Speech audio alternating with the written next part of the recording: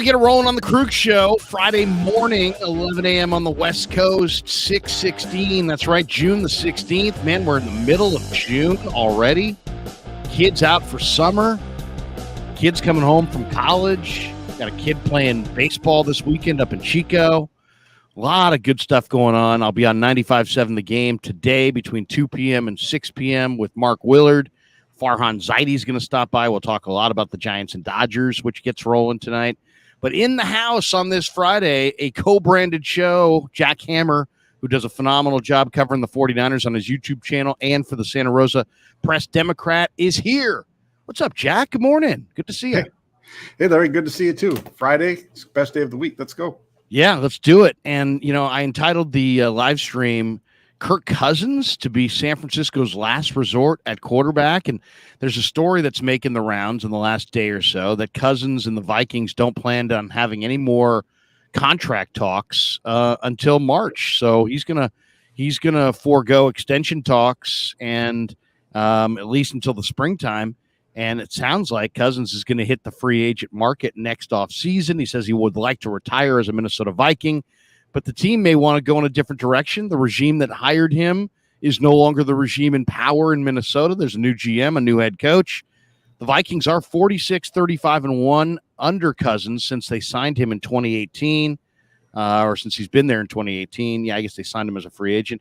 But it's only resulted in a couple playoff trips and only one playoff win. And with the new regime in place, it's viable that they may go in a different direction at quarterback altogether and just pass on giving Cousins that pricey multi-year contract that you know he's coveting.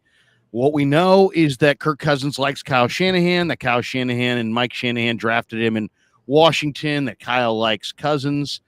And there's a lot of people going, no, Kirk Cousins. Go with Trey, go with Sam, go with anybody but Kirk, go with Brock. But, you know, I don't know how you see this, but I see this as unlikely that you're going to see Kirk Cousins with the 49ers. But in my opinion, Jack, there's a direct path for Cousins coming here. And that is just simply if Brock Purdy shows that, you know what, he's really more of a backup than a starter. If Trey Lance has high upside but never realizes it. If Sam Darnold's turnovers at SC and with the Jets and Panthers follow him to San Francisco, and the Niners wind up at the end of the year, you know, not getting the Super Bowl, not having a quarterback of the future, at that juncture, I don't even think it's possible that he would be a Niner. I think it's likely that he would be a Niner.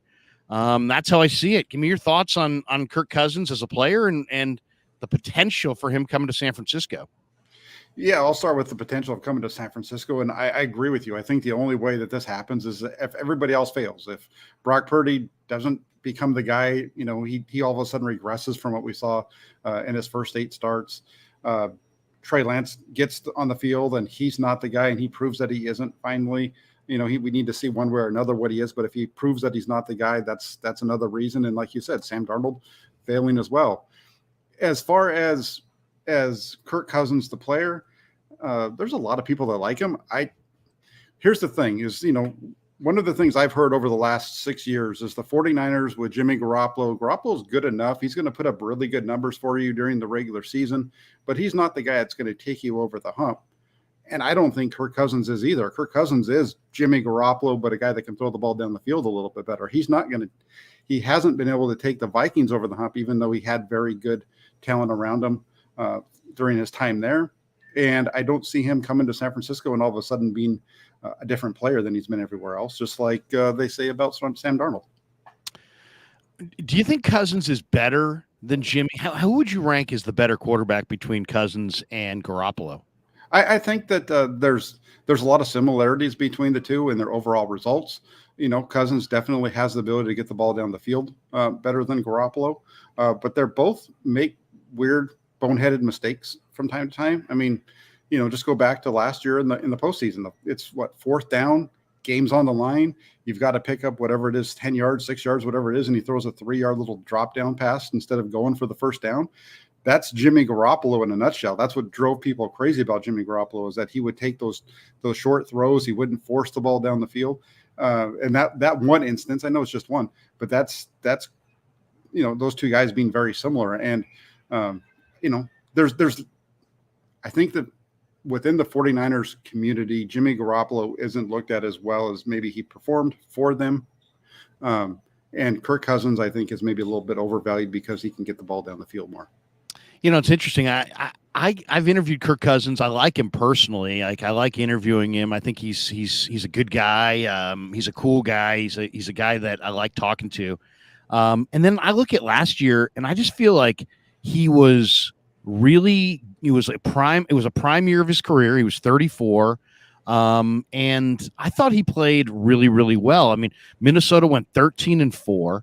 He completed 66% of his passes, right on his career average. He had 29 touchdowns, 14 interceptions. The interceptions is a little high. But then when you look at Minnesota, that had a disastrous defense. They were, I think, 31st or 32nd in the league in defense. And also his offensive line allowed him to be sacked 46 times, the most of his career. 46 sacks for Kirk Cousins. I mean, that is a ton of sacks. So I don't know. To me, 13-4 on a team that had a horrendous defense and no offensive line to speak of, and Dalvin Cook got hurt, and it's like, I think he had a pretty good year. I just don't, to me, you got Brock Purdy. He's cheap. If you go for Kirk Cousins, no matter what you pay him, it's going to be very, very expensive by comparison. And it just kind of it limits what the rest of your roster can look like. And let's be honest, if the Niners are going to get Kirk Cousins, they're going to get the tail end. They're going to get age 36, 37, 38. He's not going to be more mobile. He's not going to be, better, you would think, at 36 than he is at 34. Overall, I would say I think he's more trustworthy than Jimmy. Jimmy was more likely to have the bonehead play. But you're right. Cousins hasn't won big games. And, at the end of the day, it comes down to, how do you play in big games? And I kind of feel like Jimmy's I think overall, what's the baseline of Cousins? I think the baseline of Cousins is higher than the baseline of Garoppolo. Mm-hmm. But I think Garoppolo's got an ability to elevate a little bit in big moments where Cousins kind of regresses in those big moments. And when you mix it all together, I think they're very, very much similar. I'm not saying they're the same guy, but it's a very comparable player to Garoppolo. Yeah, I think there is definitely you can definitely make some comparisons between the two, in which they would be, like you said, comparable. The other part too, you mentioned the salary cap and all that stuff, and that's something that Jed York mentioned last night during the former State of the Franchise, was their ability to go out and get a guy like Javon Hargrave, and that's predicated on the fact that they have these young quarterbacks that are taking up such a small amount of their salary cap to then go out and spend all that money on a guy like Kirk Cousins. If you're going to do that, then there's going to be players like a Brandon Ayuk, who I know that's been a topic of conversation, whether or not he's going to be signed long-term. Then you start to have really tough decisions about other guys on your team, because Cousins is going to be a lot more expensive for you against your salary cap. Whether it's now or down the road, you might be able to fit him in, but it's going to cost you down the road, because you've always got to pay that bill at some point. All right, let's talk a little bit about the state of the franchise. What was your takeaway? I mean, I was not privy to any of it. So I didn't, I have no idea what was said there or what kinds of things were thrown around, but I don't know how much you can glean from what you've read or heard about it, or if you were there. What was the state of the franchise event like?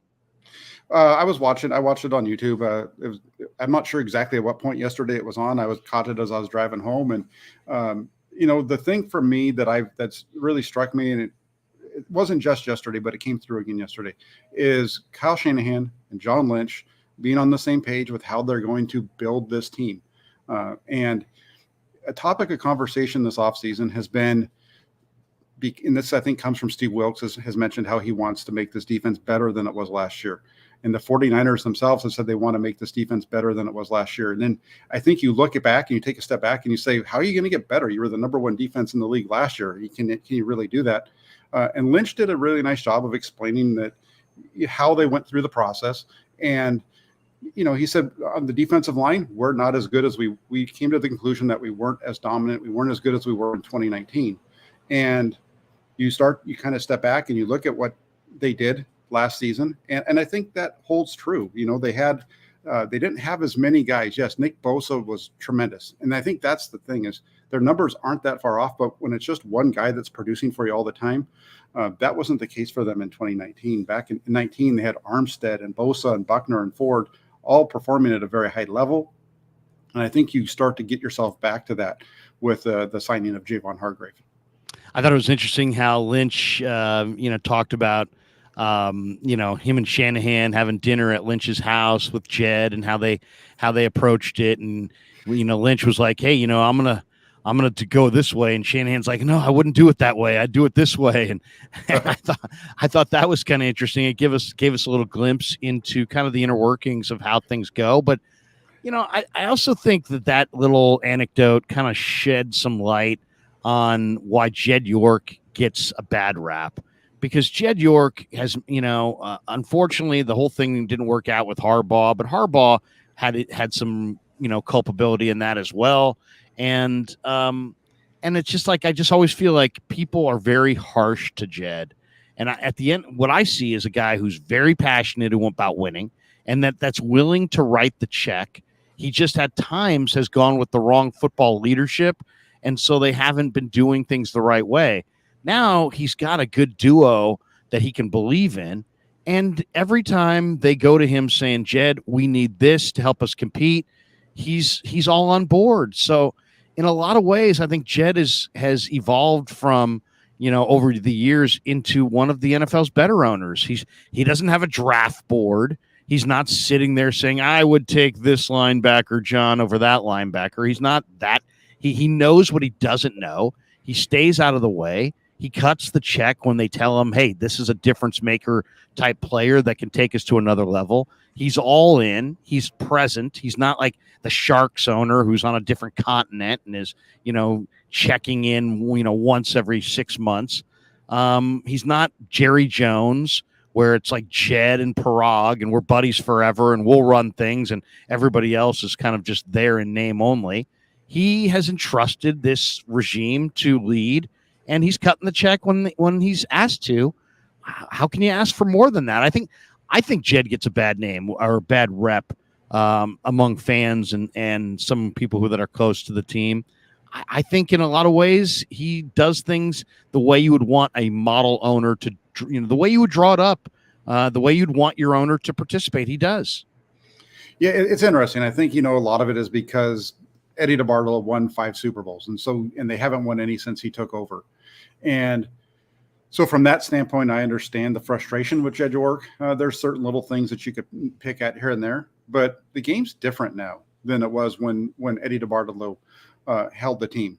The 49ers haven't won a Super Bowl since the salary cap came in. And that's not totally correct. I mean, they won it the first year because they were ahead of the game. They knew how to kind of game the system before everybody else did. So that year one of the salary cap, they won the championship, but they haven't won one since. And I think you're right. The thing with York is he doesn't know what he doesn't know. He knows what he doesn't know, and he understands that. And if you want to, give him the positive side, for sure, he is not unwilling to cut big checks to make big moves, whether it's with the coaches when he's feels like he's made a mistake with the head coaches, or whether it's with a player that the front office is coming to him and say, hey, we really need to get this guy. It doesn't sound like he's ever turning them down and say, no, that can't work. If you bring to him a good plan and you can show why it makes sense, he'll go for it. And that's really all you can ask for right now in the NFL, because there's only so much money that you can spend on players, and the 49ers are doing that. Okay, so now we're getting ready for training camp. Camp's starting in about a month. We'll find out at that point, I guess, where Brock Purdy is in his throwing. What do you expect to see from Brock in camp? What do you expect to see from Brock in the preseason? Or do you not expect to see anything from Brock in preseason or in camp? No, we're going to have to see some of Brock Purdy. If Brock Purdy, the 49ers have said they want Purdy to start week 1. He's the guy. They want him to be there if possible. And if that's going to happen, we're going to have to see him on the field during training camp. Kyle Shanahan has said that before you put a guy in the field, you've got to see what he can do. So if Brock Purdy is going to be the starting quarterback for the 49ers week 1, we're going to see him during training camp. It might not be when the fans are present, but it's going to be there at some point, because we get to watch all of training camp even after the fans are gone. So I think if he's going to be the week 1 starter, it's going to happen while we're there. So I do think that we'll see him on the field at that point. In terms of the preseason games, that might be where they decide to be a little bit more cautious with him. There's really not. Kyle Shanahan has said he'd rather just have scrimmages against every team instead of even having a game. I think he likes that because it's a little bit more of a controlled environment and it's not so much of a show, and you can really get your work in. So we might not see Brock Purdy in any of the games, but I think we're going to see him on the field during training camp for sure. Flav, by the way, throws a super chat. He says, Cousins isn't a gunslinger. Throws 2-yard outs in 4th and 10. Too conservative. Jimmy was a gunslinger at least. Not great, but at least he would go for it and give you a chance. Purdy is a gunslinger as well. I do think Cousins was very, very conservative. Let's talk a little bit about the quarterback conversation. It's funny. It's incredibly polarizing. And people, and I do understand it because everybody's got their favorites. I think there are people that feel like Brock Purdy's my favorite and this and that. That's not the case. I personally predicted that Brock Purdy would be good, maybe ahead of a few people, but it's not like I'm wed to Brock Purdy. I could be happy with any of the quarterbacks, including Brandon Allen, if they're playing efficient football and the team's winning. But it is interesting. The people that are pro Trey Lance, see Brock Purdy as standing between, Trey and prosperity for Trey. And so there's so much negative. And it's funny, a buddy of mine who lives in Texas sent me a note. He's like, dude, I don't get it. Brock Purdy is one of the great stories in the NFL. I can't believe Niner fans aren't head over heels in love with what he did last year. No rookie quarterback leads their team to the NFC Championship game. He's like, that was incredible. I wish we had him here, and this and that. So he's talking glowingly. He's like, why is there so much negative for Brock Purdy? And I said, well, you just have to kind of understand there's a lot of people that, bought into the narrative of Trey Lance as being the face of the franchise when they traded so much to get him. And those people simply they're invested in that. And they want to see that come to fruition one way or another, whether Trey succeeds or fails. They want to make sure that Trey gets an opportunity. So the more we were talking about it, he said, oh, okay, I'm starting to understand a little bit better. But it is interesting when you see the Trey Lance fans talk about Brock Purdy in the comparison. It's always a referendum on arm strength because they view Trey as a bigger armed guy. And so that's their argument. Trey needs to play because of arm strength. So many people have talked about so many different stats and this and that, this shows downfield and all this stuff. Then this guy Rollins makes a video last week and he's like, well, Brock Purdy's topped out. Topped out? How could that possibly be? He's a rookie. I just asked him at minicamp or at a rookie camp or whenever we talked to him a few weeks ago. I'm like, where are you compared to last year? He's like, oh, it's night and day. I know the offense way better. And it's so obvious that he's dramatically improved on the mental side of digesting the entirety of Kyle's offense. So I think the arrow's pointing up on Brock, but that's the argument.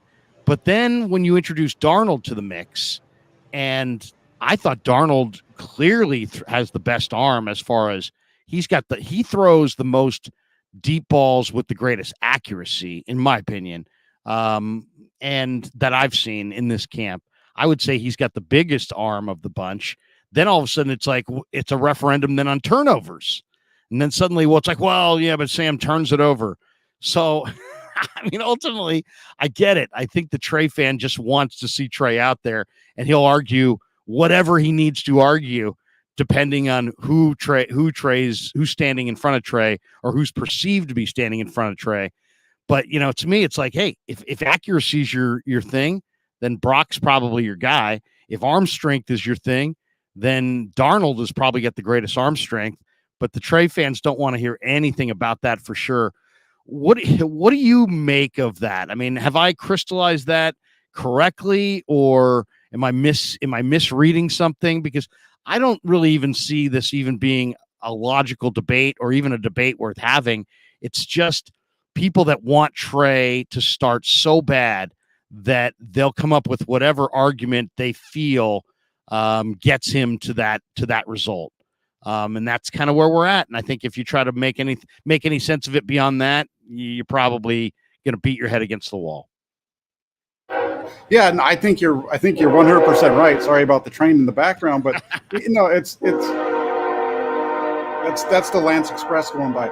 No, but that's exactly it. I think you look at the 49ers quarterback position, you look at the separation among the fan base, and it really is. It's the guys that are the folks who are very pro Trey Lance, and they're going to find any way that they can to knock Brock Purdy. The one that's been circulating a lot this offseason, and it continues to be the main one, is that Brock Purdy is limited. He can't. That's the main reason I think that the Trey Lance, quote Trey Lance fans, they see Brock Purdy as a limited quarterback. He doesn't have the size of Trey Lance. He doesn't have the arm strength of Trey Lance. And so he can't necessarily, what we saw in 2022, that is the best you're going to get out of Brock Purdy. Thinking that he's going to be better than that. How is he going to get better? His arm's not going to get stronger. He's not suddenly going to grow 4 inches. He's not suddenly going to, this and that. Well, forget about it. Look at what they do on the field. Look at how they go out and compete. Brock Purdy and what he did last year was, as you said, it was a great story. And he won every game that he started and finished. And when you look at his play, was it perfect? Absolutely not. It's very easy to look through his film and find plays that he didn't make and say, well, if he can just do this, then that elevates the offense. There's a couple of them in the game against the Seattle Seahawks in the playoffs where he has guys down the field and he makes a mistake of bailing out instead of holding in the pocket and taking those shots down the middle, which he can make. And so, from that standpoint, I don't know. I don't get it. They'll say that they don't believe that Brock Purdy is the guy, although he played really well. And at the same time, they'll say Trey Lance is the guy, even though we haven't seen him show it yet. We've seen one guy show something and the other guy hasn't quite yet. Trey Lance might never get the opportunity because when he has received opportunities, he hasn't been able to capitalize on them, and that's unfortunate for him. So, as far as Sam Darnold goes, I think that's right there in the same conversation. You look at Sam Darnold and his career, you look at Trey Lance and his career, you look at these two, and they are very similar players in terms of guys who were taken very high in the draft because they have traits. They've got the size, they've got the arm, they've got the movement, they've got all those things. Scout streams. They're the scout streams. You can point to tangible things and say, "Hey, man, this guy's 6'5". Man, this guy, scouts love players that they can point to traits and say, "Yeah, he's good because of this." Absolutely, and it also speaks to the fact that the backup quarterback is everybody's favorite guy because you can create whatever story you want for that player. He's going to be whatever you think he's going to be because you haven't seen him not do it yet, right? And that's kind of the situation here with Trey Lance too. We haven't seen enough of him to say he for sure can do it. We also haven't seen enough of him to say that he for sure can't do it. And so that dream of him becoming the guy is still there. And so one of the things for me that I would say is if you see somebody that's really pumping up Trey Lance, take a second, especially if you see it on Twitter, look at their Twitter thing. Look at their banner. If they have a picture of Trey Lance in their banner, there's really no reason to argue with them because they're not going to change their mind. Right. And, or if it's on their YouTube thing, if they're a content creator, whatever. It's just, there's if their name on Twitter is Trey Lance QB1. Correct. So that's a good indication. That's the other part of it too. And, you can yell and scream about both these guys, but I think that what we know is Purdy's done a very good job, and he's had a really good supporting cast around him. Trey Lance had a really good supporting cast around him, and the one game that he did really well in against the Texans. He had a really good cast around him in the game against the Cardinals. They didn't do so well in that one, so yeah, kind of it's and then you have Chicago where it's a wet conditions, and so even though people will point to all of his good balls in that game, they'll also give him the excuses in that one as well. I in a way, I totally get it because I am curious like them. It's like I'm invested in the Trey Lance story just like them as well. So I understand that, Trey gives you a chance to dream that the Niners in-house have the next Patrick Mahomes. And it's just he's just an opportunity away from proving it. And so I understand while there's people that are like, hey, you know what? The upside is so great. Don't move off of this guy. Give this guy a shot. I totally get that. Let me hit a couple of these chats here because I think a lot of people want to weigh in on this topic, and then we'll jump topics. Let's see. We got JG. Go ahead. I was just going to say the other part of this too, and we can touch on this a little bit more when you're done with some of the things, was, the crazy thing that I've heard throughout this offseason, I put this on my channel a couple of days ago, is there's this desire to trade Trey Lance. And it's not just from people that don't like Trey Lance. It's from the Trey Lance people that are really pro Trey Lance too, because they don't feel like he's getting a shot. And so it's unfair to Trey. And I don't understand that narrative. If you're a 49ers fan, you don't want the 49ers to trade Trey Lance. Say what you want about him, but he is a good option for this team right now. He fits their salary cap. They've already built the team around him. The players like him, the players like him. Will he become, is he going to, who knows? Maybe Brock Purdy starts the season off and something happens to him, and then Trey Lance comes in, and all of a sudden Trey Lance is the guy, and he's able to prove it. We don't really know what his story is yet, I think. And that's the biggest thing is, I can sit here and I can tell you all of the things that I like about Trey Lance, because he does have all those positives we talk about. I can tell you the things that are the negatives that he brings. And I always wrap it up by saying, I'm not the guy writing his story. He is. And that's one of the things people get upset with me. They feel like I don't like Trey Lance. And my thing with Lance is he's gonna prove what he is. He hasn't, I've seen him a lot more than most fans have. You too, because we're at practice and we get to see portions of practice that the fans don't. We get to see portions of training camp that the fans don't. And you start to put all of that stuff together, and that's kind of where my opinion of him comes from. And I'm not sitting here saying that Trey Lance can't get to where he's going to be the quarterback for the 49ers and take them to another level. He just hasn't shown it at this point. There's some things that he needs to improve on his game. And at this point right now, if Brock Purdy's healthy, he probably gives the 49ers a better chance of winning based on the performance that we saw last season. What I would say to a lot of fans is, hey, you know what? There's a lot of things in life that are interactive, but this isn't one of them. So, just sit back and watch. You're not tweeting 17 times a day stats that reveal Trey's potential or Brock's limitations are not going to make Trey the starter. Trey, you said it. Trey writes his own story. He will make himself the starter by how he plays.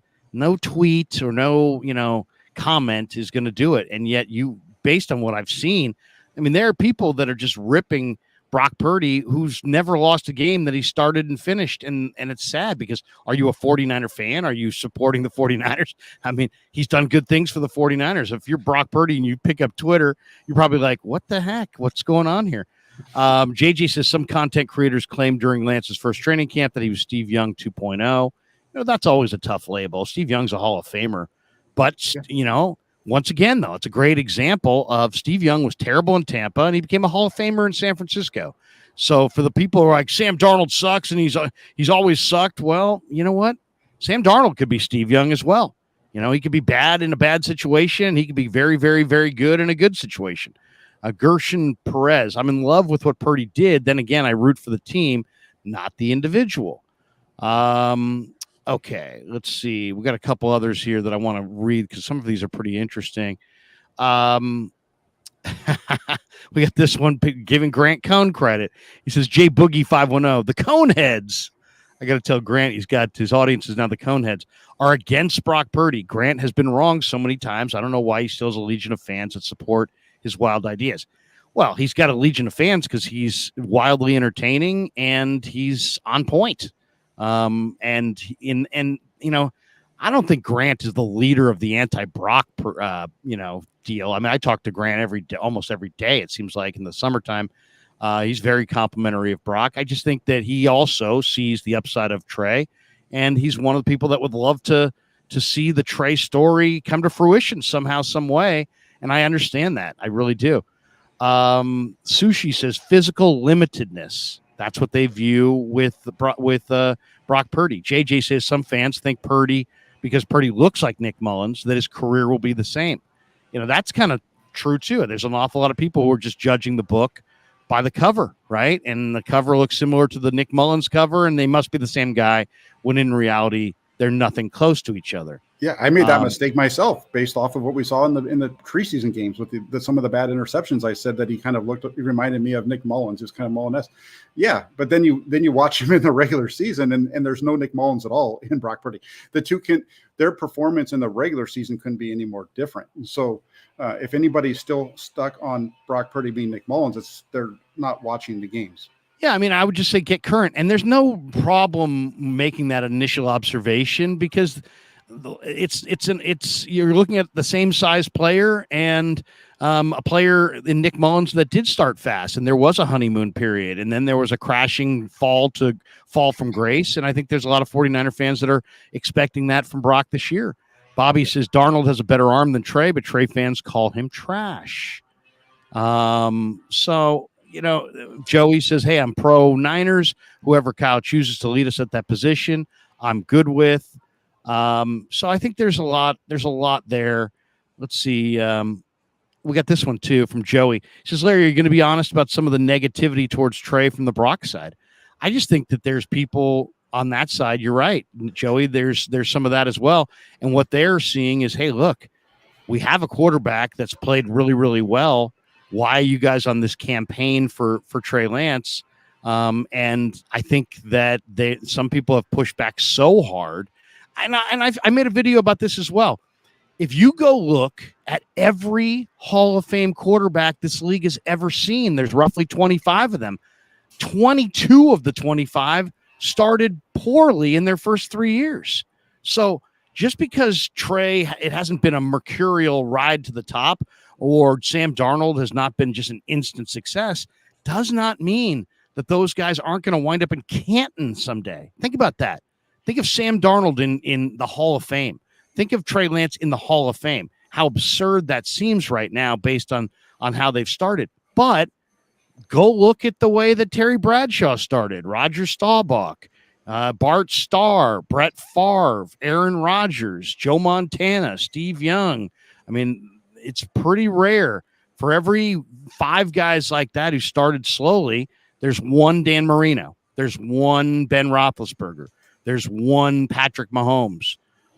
Those guys are truly the exception, not the rule. And then when you look at how few quarterbacks have started fast, that's why I would say you got to give Brock a little bit more respect, in that he has started fast and so many great quarterbacks have not.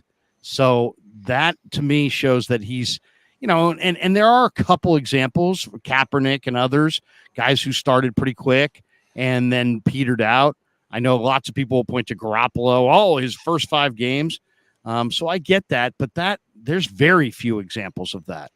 I agree with him. I do, there is, for me, and here's the thing, the way that I deal with it, Joey, is that I see this negativity, and that for me, and I do the same thing with the Brock. The guys that are way on, it's easy to spot the guys who are kind of off base because they're way over here or way over here. And for me, if I responded to all those guys, my Twitter would be like constant, right? And so some of them I do, some of them I don't. I just kind of ignore a lot of the extremes, and I kind of deal more with the people whose opinion I think is a little bit more accurate or creates a conversation that's interesting.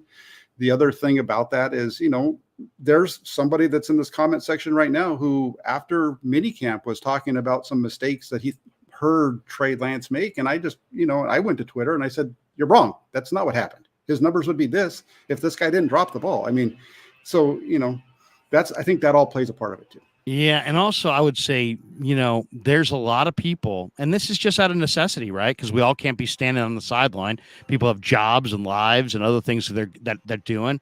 But just understand the difference between firsthand account and secondhand account. When you're taking a secondhand account, whether you're hearing it from me, Jack, Grant, or anybody else, you're getting somebody's account of what happened. And invariably, there's going to be some editorial or some spin or some opinion mixed in there. And it's a big difference between firsthand account. Like I read everybody and I listen to everybody, but I trust my eyes on and I believe what my eyes tell me before all else. And so if I don't put eyes on it, I don't really I really don't feel that confident in going there. So just remember that a lot of times, is your opinion based on what you saw, or is your opinion based on what others have argued or said and that you kind of agree with? Flav says, when the roster is as good as this, you have to play the best guy right now. If we sucked, it would be different. Just a dumb draft pick given our timeline. I just think that you say, and then a lot of people are frustrated. What's changed with the 49ers and Trey Lance? Why are they no longer believing in him?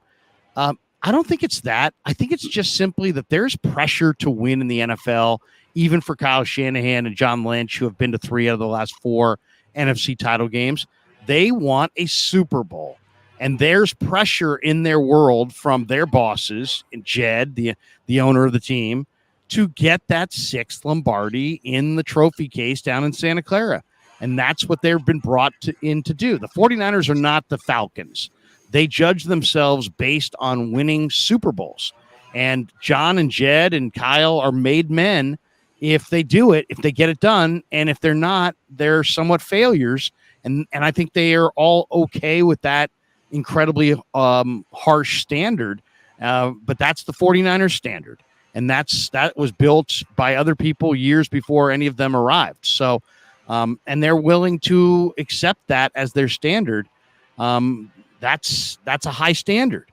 So they're all, to me, nothing's really changed other than there's some urgency now to get it done because Trent Williams is getting older and Kittle's getting older and this thing's not going to last forever. And they may only have a year or 2 left inside their Super Bowl window as far as Trent and George are concerned. And their timeline that they're gonna believe in is any timeline that helps them win this year. So I don't think they've cooled on Trey. I just think that they believe that Trey's timeline is more like a 2 or 3 year timeline, and that's why they prioritized Brock as the starter because his timeline fits their timeline. I don't think there's anything nefarious or anything. They don't have some hidden agenda. It's just they want to win this year, and they think Brock gives them the best chance to win this year. That's my sense of it, Jack. What do you think? Yeah, I think you're on the money. I think the thing is, they were ready to roll with Trey Lance, and last season it didn't work out because of the injury. And then Brock Purdy steps onto the field, against the Dolphins, and he just took the team to another level. And that's the reason why they believe in Trey Lance or Brock Purdy heading into this season. That's why they've said that he's the leader in the clubhouse because he performed at such a high level. And the 49ers, I believe them when they say that they still believe in Trey or they still like Trey. I think they do like Trey. I just don't think he's been able to show or that he's had that ability to show what he can do or really when he's been on the field has taken to that next level. So, that goes back to why are we even talking about trading him this year? Because right now this team's built. Keep him on the roster. Maybe he is the guy that leads you to the Super Bowl at the end of this year because of who knows what reason. Like I was thinking about this the other day. In 2011, they go to the NFC Championship game with Alex Smith and they lose. They come back the next year. Everybody's clamoring for Colin Kaepernick to be the starter. They continue to roll with Alex Smith. He's doing a really good job. He's playing at the best of his career midway through the season. He has the concussion against the Rams. On comes Colin Kaepernick. What happens next? The 49ers are in the Super Bowl with Colin Kaepernick. That story could happen again here with Brock Purdy and Trey Lance or Sam Darnold. I mean, just let it play out. The 49ers have 3 quarterbacks who can, I think, operate the offense to a certain level. One of them showed that he can do it at a higher level than the others at this so far. Let's see how it plays out this year. Yeah, no, absolutely. I wouldn't trade Trey unless you felt like you were getting a piece that helped you win the Super Bowl this year and you really believed in it. And you felt like, that piece was going to help you win the Super Bowl more than having him on the roster. Other than that scenario, there's no way I'm trading this guy based on his talent, based on his improvement, based on the way quarterbacks have gone down around the NFL, especially here. 49 Glory gives you a donation here, Jack. He says, I don't think anyone would say Trey is better than Brock. The issue is finding out if his investment was worth it. I say keep him because of injury. And I agree with that. Flav makes another donation, emptying the clip. He says, Jack, if you felt confident that you couldn't win with Trey Lance, why would it make sense to pay him $10 million to be a backup? It's like having an expensive Josh Johnson. why waste that money?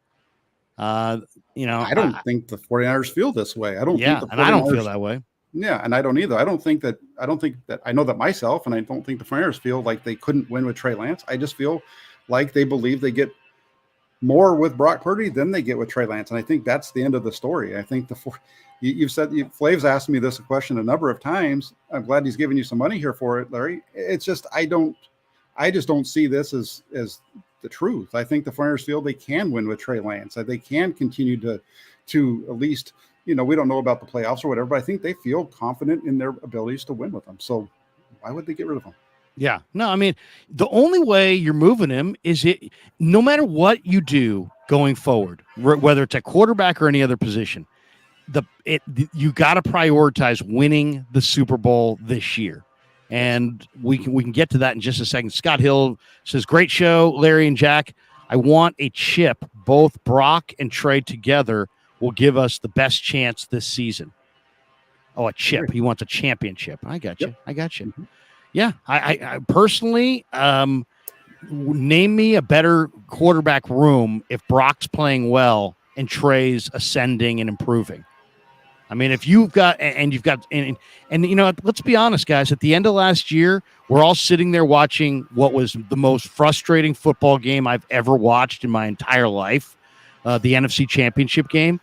And why was it so frustrating? Because it went 3.5 quarters when we all knew the 49ers had no chance, and yet Philly, in all of our minds, was totally beatable, but the Niners couldn't beat them because they ran out of quarterbacks. So I don't know about you, but I sat there and I said to myself, this cannot happen again.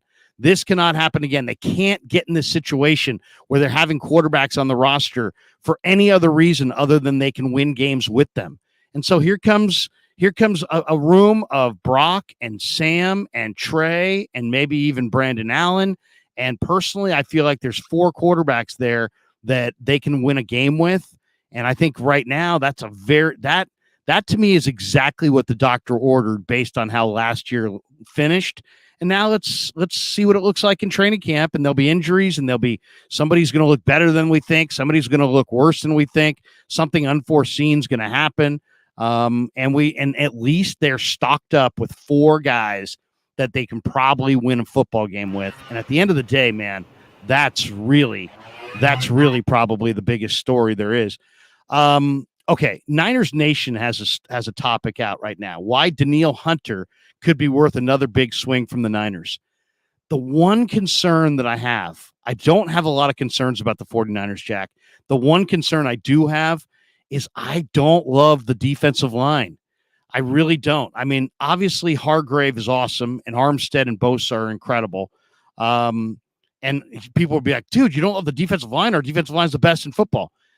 I love Drake Jackson, but you know what? If Bosa has a 3-week hamstring or quad pull, we're going to be staring at Austin Bryant and Kerry Hyder and Alex Barrett, and the drop off from Drake and Bosa to the backups is not like last year where you had a Menahue and Jordan Willis and Ebukam and all these guys that really were almost like starters. They don't have that this year. I don't look at Cleveland Farrell that way or Austin Bryant or Kerry Hyder, and I like Kerry Hyder. But to me, they need another outside rush guy in the worst way. And I don't know if it's Danielle Hunter. I don't know if it's Montez Sweat in a trade. I don't know if it's Chase Young in a trade.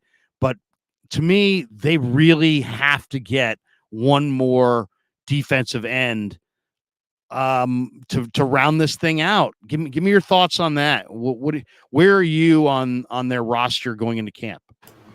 Well, there's the guy that you're saying, like, if you're going to trade Trey Lance and you're going to take a big swing, it would be a guy for like Danielle Hunter, right? And you're making that move because you don't believe that Drake Jackson's your guy long term. And so you go out there, you make that big swing, and Hunter would be a nice fit for the 49ers when you look at everything he's done. I like him better than Ngakoue because, I think he's a little bit better against the run. His numbers show that in terms of his ability to get tackles behind the line of scrimmage, gets to the quarterback a lot. The sacks have always been there. The quarterback hits, right around that same number. So if you want to go ahead and make a big swing, and it's a guy like Danielle Hunter, then you go and do it. But I think the only way they get a player like that is with the trade, since he's already signed with the Vikings, right? So that's where maybe you trade Trey Lance for Danielle Hunter, right? And that's not going to be something I think that would happen until you're sure about what's happening with the quarterback situation in terms of Purdy and Darnold, all that kind of stuff. But Danielle Hunter would be a terrific addition for the 49ers. Again, if you don't believe that in Drake Jackson long term. What about free agents? I mean, Ngakwe's out there. Justin Houston's out there. Houston's actually been very productive late in his career. I believe Jason Pierre-Paul's still out there. I'm looking at the money that Leonard Floyd got from Buffalo and that Frank Clark got from Denver. And we're talking about, $5, $6, $7 million guaranteed. That's totally affordable in the Niners budget from my vantage point. Maybe I'm wrong about that, but that seems like something they could afford. Do you have a preference? I get my preference of all of the guys I've seen out there and rumored. A lot of people love Chase Young and are dreaming the Ohio State dream of pairing Bosa and Chase Young. I like Montez Sweat. I think Montez Sweat on this team is the difference between going to the Super Bowl and maybe not going to the Super Bowl. And he could even be the difference in winning the Super Bowl. And if they want a third round pick, you got all your picks next year. You already got 3 or 4 compensatory picks because of the way free agency went. I'm doing that, man. I'm giving Washington a couple picks. I'll call Martin Mayhew, send Montez Sweat on over. I think Sweat is the final piece to the Niners Super Bowl puzzle. Yeah, I like it. Again, now it depends if you're making this move, because let's just preface everything in that you don't like Drake Jackson. I'm not saying you, but the 49ers, they realize that Drake Jackson's not the guy long term. Then a move like that makes sense, because especially Montez Sweat, because this is a guy who can play the run but also get after the quarterback. And I think sometimes when we're looking at these defensive ends, we lose we lose vision on the full picture, and we see just the sack totals, and we forget about the fact these guys need to stop the run. And that's how the 49ers build their team out, is they want to stop the run first, get to the quarterback second. And a guy like Montez Sweat would be a really nice fit. So if you're ready to move off, you can go and get him, go out and get Danielle Hunter, both those guys. If you're not off of the Drake Jackson train, but you just want to add another rush element to your team, and you want to do that through free agency, for me, the name is Justin Houston, because all the other names that we hear thrown out, those guys are all having to take a high volume of snaps. Look at their numbers. They're all around 60 to 70, 80% of the team snaps when they're active. With Justin Houston, that number's not there. He's been able to be productive with just around 35% of the snaps. So now you get a guy where Drake Jackson's your guy, but you take him off the field, now you get another element. I think that would make more sense. That almost gets you more along the lines of like what they had with Drake Jackson, with D Ford, right? Where you have Ford was able to be an every down player early on with the 49ers. I think he transitioned to more of a guy that came on only in pass rush downs later on in that season when injuries started to creep up on him a little bit. But having that element come off of the bench, I think that's the best way to go. Again, so it just depends on where your feelings are with Jackson. Yeah, I mean, I like Drake Jackson, but I would like to take a little pressure off of him. I believe in him wholeheartedly. I think he's going to have an awesome career, but I just want more. And I'll say this. I like the idea of the veteran Justin Houston as well, because he's a tough guy and he would add a lot to the locker room. I just think Sweat is maybe a superstar. And if you could get any kind of a difference maker, man, you do it. Nesto says, I saw the Seahawks are trying on trading to get Chase Young. Ugh, don't want to hear that. Mike Monahan says, add a right offensive tackle will get us farther than an edge rusher. What do you think? How much confidence, Jack, do you have in Colton McKivitz?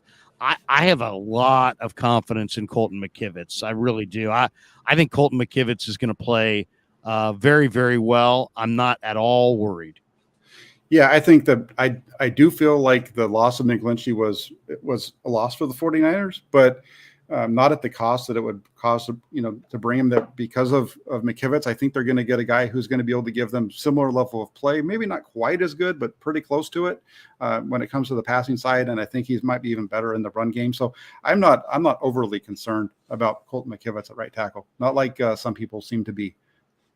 J49 says, great show, guys. We need to get to work on getting Chase in here. He can also hold the edge. He'll be rejuvenated working opposite Bosa.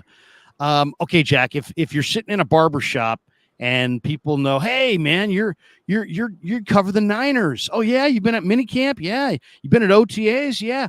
Oh, hey, who's looking good, man? Who's looking good? I'm sure you get that question. I get that question. I'll throw it to you. We're in the barber shop, and somebody who's a big Niner fan knows you're on the sidelines for all these practices, knows and says, Jack, tell me who's looking good. What do you say?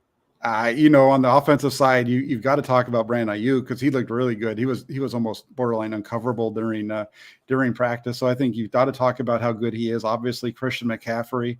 Over on the defensive side, I'm talking about Diamador Lenore. I think he's a guy who was really underrated with the way that he played last season, especially once he got moved to the outside in week 6. I'm also going to talk about.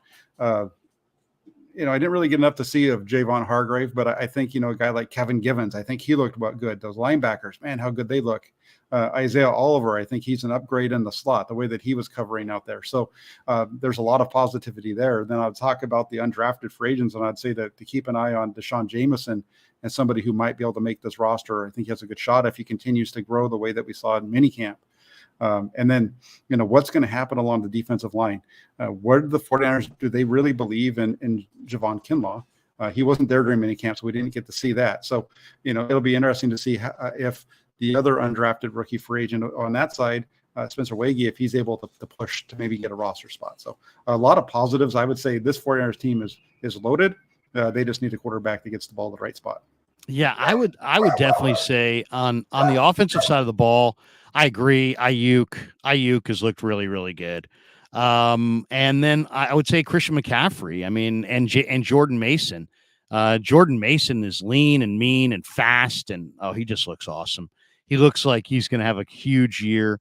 But McCaffrey's on a different level. Ayuk's on a different level. And then I would also say the other thing that's really stood out to me, and I would just kind of say it this way, the young DBs. I think getting Steve Wilks here, the timing could not be better because Steve's a great teacher. He's got a great eye for talent. And look at all the young talent they have in their secondary. Diamador Lenore, Talanoa Hufanga, even the free agent signing of Isaiah Oliver, Samuel Womack, Jair Brown, Darrell Luter. All these guys are Deshaun Jameson. There's a lot of good-looking young DBs. I mean, I just named 7 young defensive backs that all of them look good to me. So to me, if there's like, hey, tell me something I don't know, or give me something new, I'd say the Niners young DBs are going to make that secondary much more of a strength than a liability. In the past, they've had a great D-line, great linebackers, and kind of you're crossing your fingers a little bit in the secondary. Now I think they've got some real talent in the secondary. And I think you're going to see that really add quite a bit to their football team. Niners Nation, my buddy Kyle Posey has an article out. He says, who is your favorite personality on the 49ers? And this is a good one because this team is full of all kinds of personalities. Jack, you get a chance to go in the locker room and talk to these guys. They're not just jerseys and numbers to us. We get a chance to talk to them and get a feel for what what the personalities are like. Who's your favorite personality in the room? Favorite personality. That's an interesting one. I would say, we don't really get a chance to talk to Trent Williams very much, but when he does come up to the mic, it's always kind of fun to hear what he has to say, just because he's been around for so long. And I love listening to offensive linemen talk because they're just different, and the way they see the game, I think, is really solid. So if you're listening to somebody talk, really listen to those offensive linemen because they know what's going on. So I really like him. I'm trying to think, Deebo Samuel, Brandon Ayuk, sometimes when he gets up there, he's pretty good. Kyle Juszczyk is pretty good as well. I like listening to Brock Purdy talk as well. I think he's pretty open from a quarterback spot. He's always just seemed really easy at the podium. It's just come natural to him, probably from all of his experience doing it at Iowa State. Over on the defensive side, Jimmy Ward was an interesting guy to listen to last year. So, right now you just pretty much have Fred Warner on that side who's really outspoken. I think those would be most of the guys that I would point to. Yeah, I would go. I like Dre Greenlaw. I think Greenlaw's a great personality. I mean, he loves to hit. He's a really cool, down to earth guy. Always loved interviewing Dre. He gives you good, thoughtful answers, but he's an easygoing, cool guy. So I like Dre. I like Drake. I think Drake is a great young personality. He's got a lot to say. He's very, very fun. He's a young guy. He kind of reminds me of my kid, just because he's basically the same age as my kid. He's a great personality. Hughescheck's a good one. Kittle, I think, is probably the biggest personality in the room. But I'll give you a sleeper one. Jason Poe is hilarious. And if you get a chance to talk to Jason Poe, he definitely will make you laugh. And then if you're looking for like a real introspective, interesting interview, Willie Snead, the veteran wide receiver who's been around the block and seen it all, played with Breeze, has had a whole career, has seen the ups and the downs. He's a great guy to go to for perspective on things. And I'll give you one more, and a guy that I really enjoyed talking to last year for his candor, his honesty, his realism. I like Ray Ray. I like Ray Ray McLeod. Mm-hmm. I think Ray Ray he shoots you straight, man. You ask him a question, he gives you an answer. He can be, he can talk about his own personal failures, but he's very humble. He owns his failures, but he deflects from his success. And, guys that do that, that's pretty damn cool. Mm-hmm.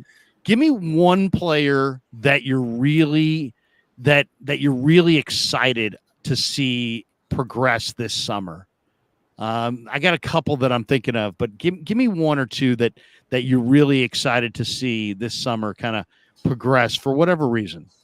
I'm excited to see Jordan Mason. You mentioned his name as somebody who stood out. I'm looking forward to seeing if that progression continues from him because, if he's able to continue to keep catching the ball the way that he's been doing it so far this offseason, that puts him right in that running to really get a lot more carries or be a part of the running game as your second running back, maybe instead of Elijah Mitchell. So I'm looking forward to seeing what Jordan Mason can do.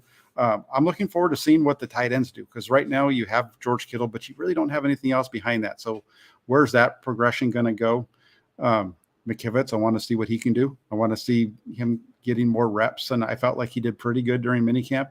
So once the pads come on, I want to see what he does during those team drills during that part and kind of see where he excels. Over on the defensive side, I want to see what's going to happen at linebacker. Marcelino Mercuri-Ball, is he able to make this roster? What happens with the two rookies over there? So how does that room play out? Because I think Mercuri-Ball is one of those young guys that could really change the way that room comes together. I want to see something from Jair Brown. I know he hasn't given up any big plays because the ball hasn't necessarily gone over his head. I haven't seen him really make any plays on the ball yet.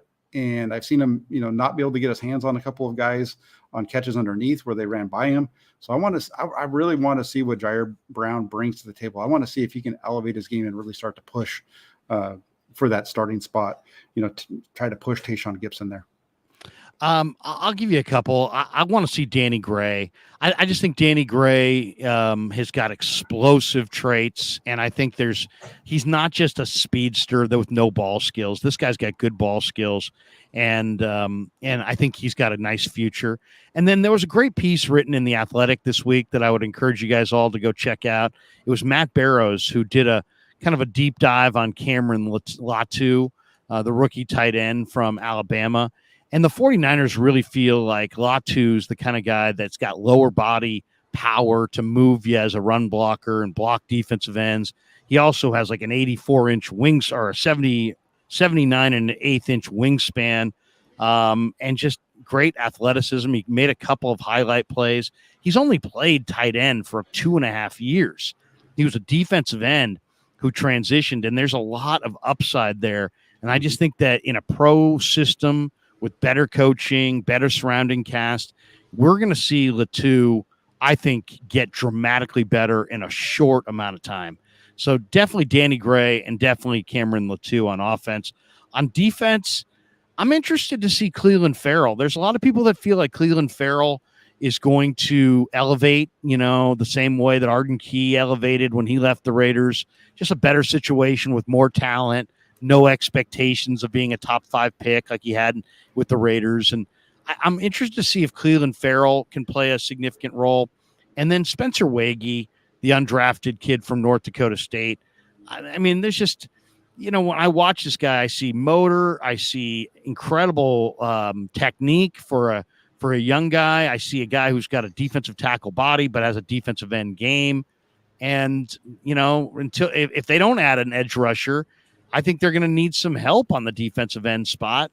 And Wagee might be a guy who actually, even though there's no fanfare coming out of college as an undrafted college free agent, I've seen a lot of things that I really, really like.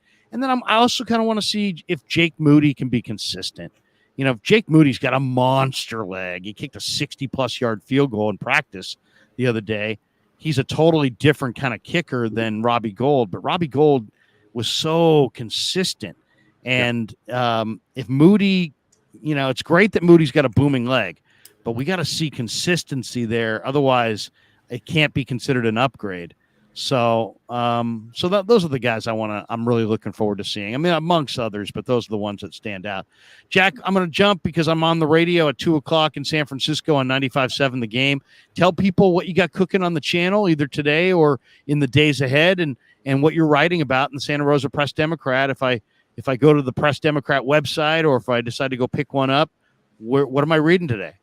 Yeah, so if you decide to go over to the website a little bit later on, you'll see an article that's going to be going up. It's going to be around the 49ers defense and how they can improve. We talked about it a little bit on this show, but I'm working on putting that together for an article, why that continues to be a point of discussion for the 49ers. So that'll be out. And then as far as the channel, just keep it in. I keep putting up some little videos from the practices that we've been to. And then I do my own little videos, try to keep them short, 5 to minutes or so, little updates on different things. And so there'll be some stuff coming out probably around that defensive line, possibly even a Kyle Shanahan, where he needs to improve. Haven't got that one all quite sorted out yet, but just keep it locked in. There's always stuff coming up on the channel for sure.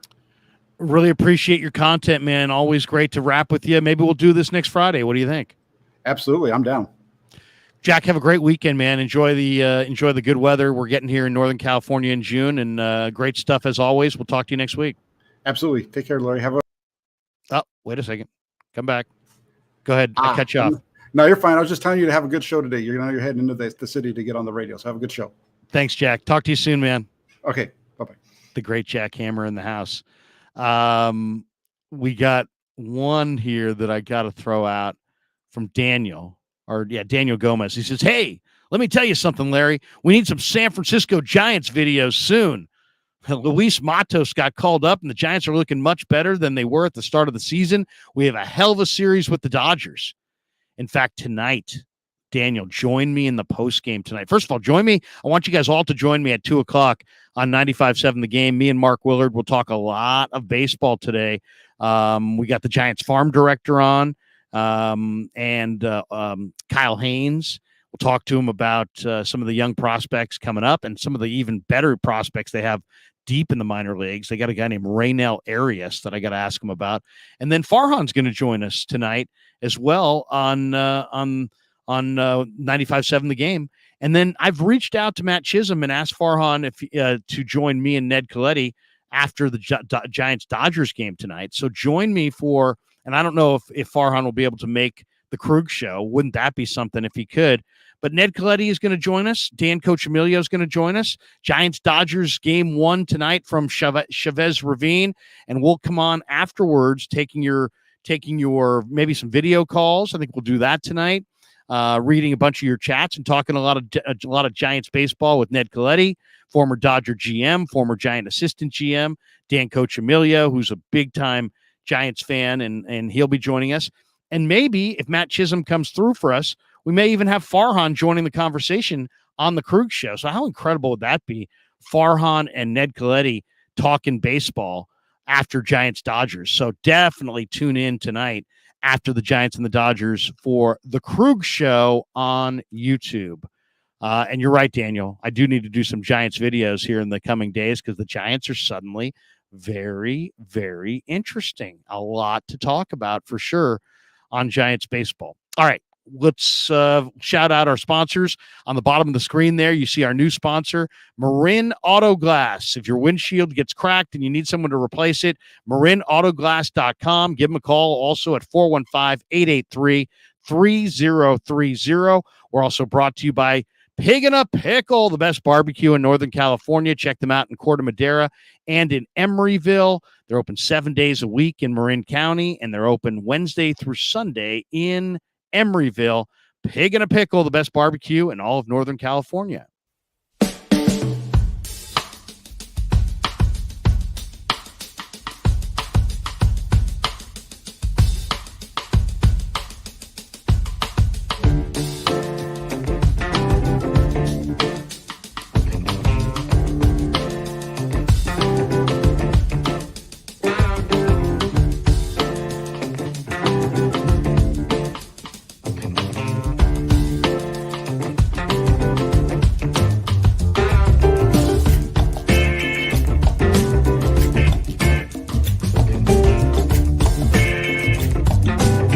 We grew up with a Sunday dinner.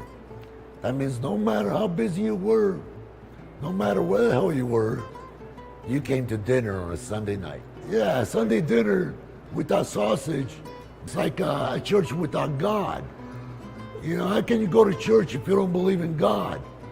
You know, and along with the sausage also became the discussions. That was discussion night. You know, it wasn't a typical family that you sit there and you're quiet, you know, and you don't talk with a mouthful. Oh no, man. Italians talk when they're eating. Italians even talk when they're sleeping. And definitely we talk with our hands. So if we can't express it through our mouth, through our lips, we express it with our hands.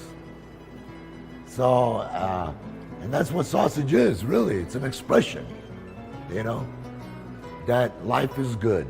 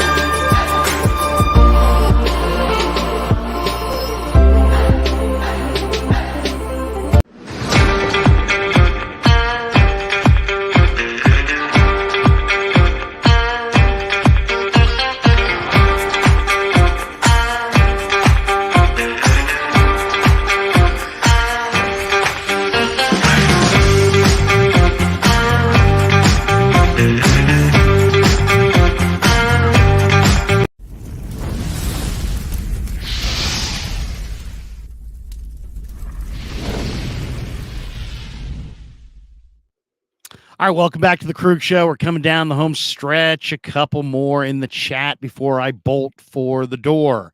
Mark Graves says, yeah, the round table tonight will be fire. Oh, yeah, tonight's going to be fun. I love talking ball with Ned. I did a little stream the other night with Ned and Marty Lurie and Danny. Oh, man, it was one of my favorites of all time. Just awesome. Just absolutely awesome. Marty and Ned. And tonight, maybe we'll definitely have Ned and Danny. I don't know if we'll have Farhan, but if we do, that will be one for the ages as well. Luke Luna says, Larry wants to ride the fence and say that Drake Jackson's going to have 10-plus sacks, and that's where the Vegas over-under should be. But then he says if Bosa gets hurt, we only have Hyder. Luca, no, I believe in Drake wholeheartedly. I really think Drake's a stud. It's just a matter of depth. You know, last year, look what they had last year. They had Ebukam and Amenahue and Jordan Willis. That's 700 snaps that's being replaced by Austin Bryant and Cleveland Farrell. And I'm just a little concerned about those two guys, to be honest. And you know, I love the Niner line when you keep everybody fresh. Chris likes to run a rotation of guys. I just think they're one defensive end away. Maybe that defensive end's Robert Beal, you know, the rookie from Georgia. I can't discount that. Maybe Drake takes off and becomes so damn good that they don't need that extra veteran edge piece. But to me, if the Commanders are willing to move off of Chase Young or Montez Sweat, and all you got to trade is a 3rd or 4th round pick after watching what the Niners have done in day 3 of the draft and as with undrafted free agents, hell yes, I'm making that move.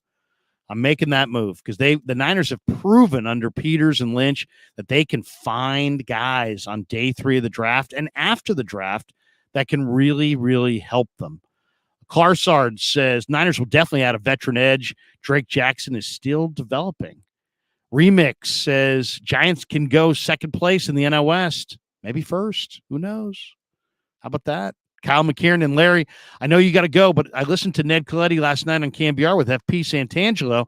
They ended up not even talking ball, but his story about Oracle Park was unreal. You'd never believe it. Oh, that's the beauty. That's the beauty of Ned Coletti. He's a great storyteller, and you can talk ball with him, or you can just talk life and experiences and stories, and Ned can be outstanding either way. Nesto says trade Elijah Mitchell for Danielle Hunter. Oh, that's interesting. I don't know that they need a running back. I know they've got Dalvin right now. They also have Ty Chandler from North Carolina behind him. They've got the kid from Minnesota. They've got University of Minnesota. They've got some depth at running back in Minnesota, but the Niners have depth at running back as well. And if you want to trade off of a surplus for an edge rusher, man, how good would Danielle Hunter be on that line opposite Nick Bosa? That would be really, really fun. All right, that's going to do it for us. Thanks to everybody. We're an hour and 12 minutes into this live stream. Hit like and subscribe.